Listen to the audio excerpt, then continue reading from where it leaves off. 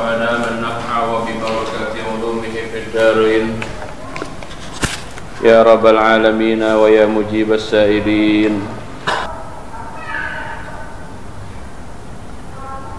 Ya Ali, wahai Ali, la yazalul mu'minu fi ziyadatin fi dinihi ma lam ya'kulil harama. Ya Ali, wahai Ali, la yazalul mu'minu, la yazalu senantiasa, siapa al-mu'minu orang mukmin, yaitu fi ziyadatin pada bertambah kuat boleh, fi dinihi di dalam agamanya al-mu'min, ma lam ya'kulil harama, ma lam ya'kul selagi tidak memakan ia, ma lam ya'kul selagi tidak memakan ia al-mu'min al-harama akan perkara haram. Ya Ali, la yazalul mu'min fi ziyadatin fi dinina. Cara kita punya agama ya, unsur agama itu kan menyangkut tiga ya, iman, Islam, ihsan. Jadi kemampuan kita menguasai iman kita, Islam kita, dan ihsan kita itu nanti menentukan kualitas agama kita. Iman ya harus pakai ilmu, lah nggak ada ilmunya nggak tahu iman itu apa. Islam apalagi, karena Islam itu kan komponennya 5 itu ya, apa itu namanya, sholat, puasa, zakat, haji, itu kan itu komponennya ibadah. Terus ihsan apalagi, ihsannya lebih luas jangkauannya. Nah, iman, Islam, ihsan yang menjadi unsur utama agama kita itu fluktuatif. Ketika bicara ada ihsan, kebaikan berarti ya, yang kebaikan itu kita topang oleh apa bahasanya ya, bukan sponsor sih, supaya kita sholatnya itu apa, khusyuk, sholatnya rajin, itu kan ya harus sehat lah. Sehatnya itu harus dimodali dengan ya makan bergizi, kan ada Pak, minum susu gitu. Nah, masalahnya ketika kita memodali ibadah kita itu, sayangnya di situ ada unsur haramnya. Cara kita nyari nafkah, nafkahnya haram. Buat beli susu, susu kita minum. Buat beli makan, makan kita makan. Yang itu kita jadi sehat, sehingga kita bisa apa? Sholat ya, bisa. Nah, bagaimana terkait orang sholat, orang ibadah yang menjadi pokok-pokok ajaran agama? Apakah makin bertambah agamanya? Tidak. Kalau memang untuk modal ibadahnya itu dari benda haram. Ya Allah, itu yang dikatakan oleh Nabi, la yazalul mu'minu fi ziyadatin fi dinihi. Jadi seseorang itu tidak mungkin agamanya bisa berkualitas, bertambah baik, bertambah hebat itu imannya, Islamnya, dan ihsannya, malam yakulil haram, selagi memang dia tidak bisa meninggalkan apa? Perkara haram. Jadi memang bertentangan ya, ibadah dengan perkara haram itu sangat bertentangan sekali.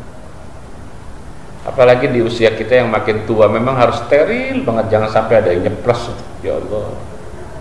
Apalagi kita memang kerjanya, bisnisnya itu rentan dengan itu. Wah, itu harus lebih hati-hati lagi. Jangan sampai eman-eman kita sholat, puasa, zakat, haji, dan seterusnya itu ternyata bukan membuat kita jadi baik, tapi membuat kita jadi jauh. Habis, lanjut. Wa man faraqal ulama'a mata qalbuhu wa amiya an ta'atillahi ta'ala. Wa man, dan adapun siapa orangnya, yaitu faraqa. Apa faraqa mananya? Menjauhkan diri iaman, artinya tidak mau bergaul. Saya makna awalnya berpisah, tapi kan kurang pas ya. Wa man, dan adapun siapa orang itu faraqa, menjauhkan diri, siapa man, al ulama akan orang-orang alim, mata maka mati apa qalbuhu, hatinya siman, wa amiya dan buta iaman, wa amiya dan buta iaman an taatillahi dari apa? Mentaati Allah Subhanahu wa taala.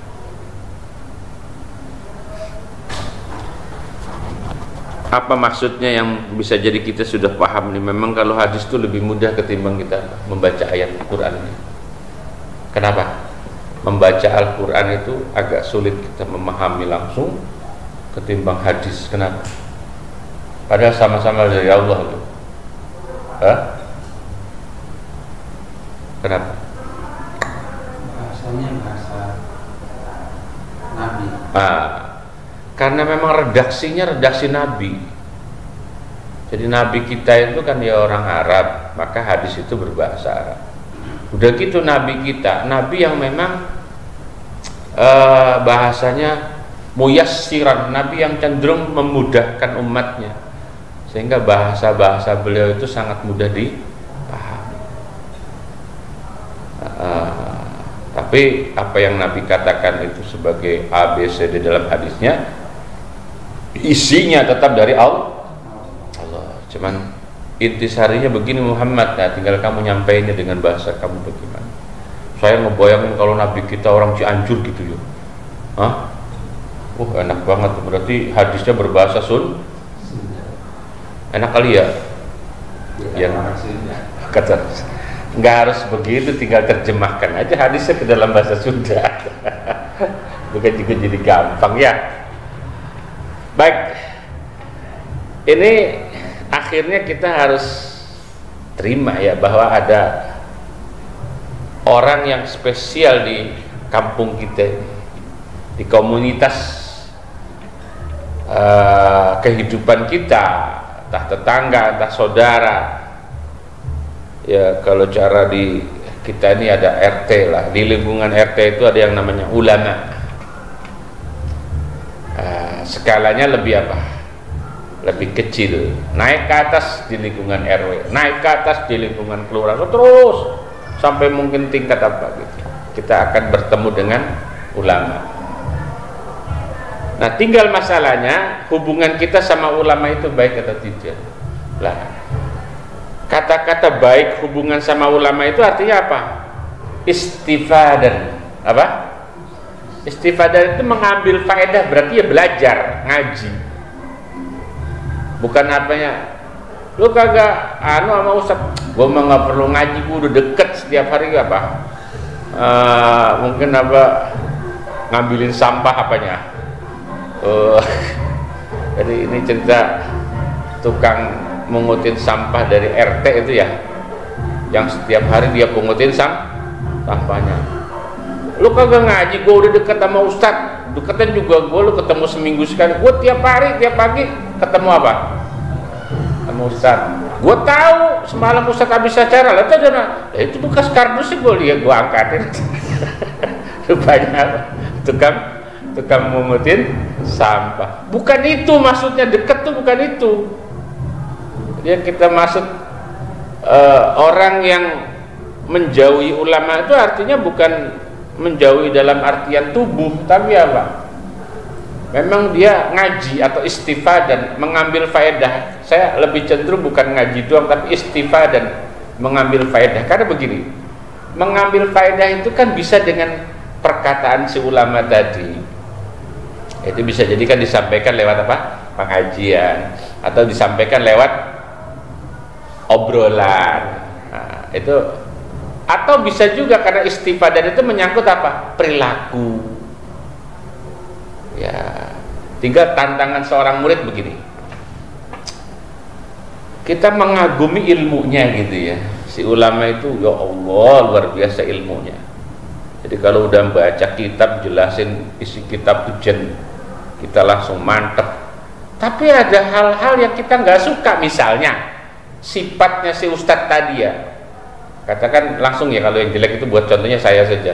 Saya suka ngaji sama Ustadz Abdullah, tapi sayangnya orangnya pelit banget gitu. Misalnya begitu ya. Apa gitu? Apakah pelit itu mengganggu Bapak untuk istifadah enggak?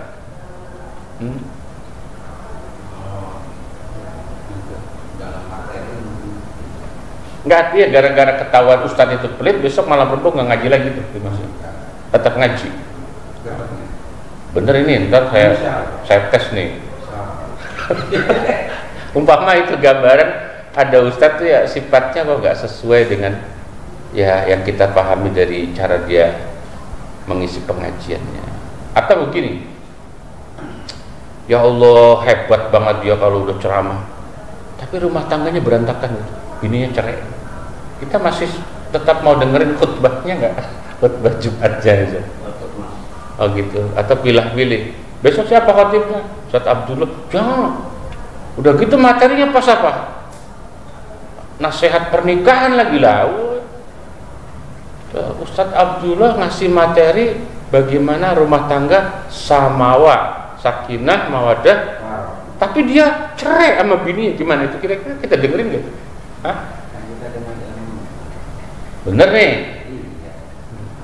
Bukan, soalnya ini kan ngajinya sama ustadz sama guru yang mungkin secara langsung atau tidak langsung guru ya sifatnya baik-baik aja. Kan belum ngalamin ya? Hah? Ya berarti ini cara ngaji sama ustadznya berarti kurang tantangan, pahalanya belum banyak. Nah, jadi ngaji ya pahalanya banyak tuh ustadznya galak atau apalah itu baru. Jadi biar ada sabar ya. Jadi kita sabar tuh bukan sabar karena betapa susahnya menerima ilmu gitu, memahami ilmu, tapi sabar juga ngadepin ustadznya. Apa ini nggak enak, ganti, siap nggak? Hah? Kalau aneh begitu, hah? Saya buah apa ini salak, bosan, besok kelengkeng, mau bisa? Kalau saya begitu kira-kira pengajian bubar gitu, hah? Hah? Ngambil hikmahnya. Tapi saya pernah dengar bapak-bapak ngomongin ustadz begitu. Iya, ada jadi. Lah, ngomongin ustadz B di depan saya. Lah kan ini bagaimana sih ini orang? Dia ngaji sama guru, ilmunya diambil tapi gurunya dikata-katain. Lah kan ini nggak pas tuh, Pak. Di sini ya. Ada, pokoknya ada. mungkin gini ustadz tapi dia nggak ngaji yang ustadz itu. Seradah kalau mau ditafsirin lain itu. Intinya oke lah, kita nggak usah diperluas nanti jadi berat kita ngaji ini kan. Intinya jangan sampai jauh dari ulama. Kenapa? Ketika kita jauh dari ulama, ya maaf ya, akhirnya memang ada konsekuensi logisnya. Mata qalbu. Sebetulnya belum mati sih. Pertama sakit dulu. Jadi orang itu kan kalau nggak pernah ngaji itu gampang baper, gampang kesinggung, emosinya benar-benar susah dikendalikan. Lah iyalah, dari mana dia dapat nasihat tentang tawadhu, kesabaran kalau dia nggak ngaji, kan begitu. Walaupun dia punya gurunya langsung dari satelit alias YouTube, ya sanatnya satelit ya. Hah? Ya. Hah? Iya dari langit, cuman bukan langit itu yang ada malaikat itu mah setan di atas itu. Awalnya sakit, cerita Imam Syafi'i orang hatinya itu nggak pernah dikasih asupan gizi itu 3 hari loh. Jadi batasan 3 hari. Maka kalau kita ngaji itu seminggu cuman sekali itu nggak kuat, hatinya pasti belum kuat. Ya yang bagus ya seminggu 2 kali itu. Karena batasan toleransinya hanya 3 hari. Seminggu 2 kali pas dia. Hah? Syukur 3 kali. 3 kali alhamdulillah itu makanya sehat aja itu dia hatinya kan. Kalau 2 kali ya masih rentan, kadang belum dipotong dia nggak ngajinya kan begitu. Karena tubuh ini kan ya sama dengan hati. Tubuh ini kan ya nggak dikasih makan itu ya bisa lemes. Berapa sih kekuatan kita nggak makan tuh akhirnya jadi lemes? Ya nggak sarapan potongan kita juga lemes, apalagi nggak makan seharian ya udah. Nah, ternyata hati kita ya gitu. Hati kita itu 3 hari nggak dikasih makan itu akan lemes. Lebih dari itu, kalau sering lemes mati. Berarti dia waman faraqal ulama mata qalbu, bener-bener dia tinggal itu ulama, udah nggak mau ngaji sama siapapun, ulama yang manapun dia nggak pernah ngaji. Ya Allah wa amiya an ta'atillahi ta'ala, sehingga dia jadi tersesat ya.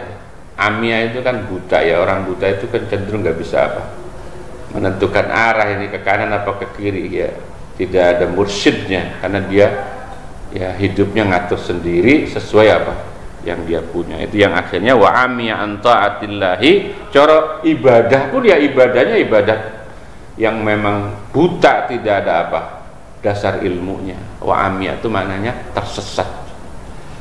Maka umpama kita menjumpai ada saudara teman kita, ya ini ustadz di Gandaria banyak taklimnya, seminggu bisa 3-4 kali, tapi kok dia nggak pernah ada nyampurnya, nggak pernah mau ngajinya. Kita panggil apalagi dia saudara kita, nanti kenapa nggak mau ngaji sama ustadz manapun di sini, ada apa? Nggak takut padahal dia rajin ibadah misalnya gitu, nggak takut ibadah ente nyasar tuh, nggak ada apanya dasar ilmunya. Mestinya begitu kalau dia ya sebagian dari saudara kita atau tetangga dekat kita, itu harus dinasihati begitu. Kenapa? Kata Nabi begitu. Apa kata Nabi? Wa amiya an ta'atillahi ta'ala, maka dia akan buta. Buta itu artinya nyasar untuk bisa mentaati Allah Subhanahu wa ta'ala. Cara sholat yo nggak ada ilmunya ya nyasar, karena memang buta. Itu awalnya dari menjauhi ulama.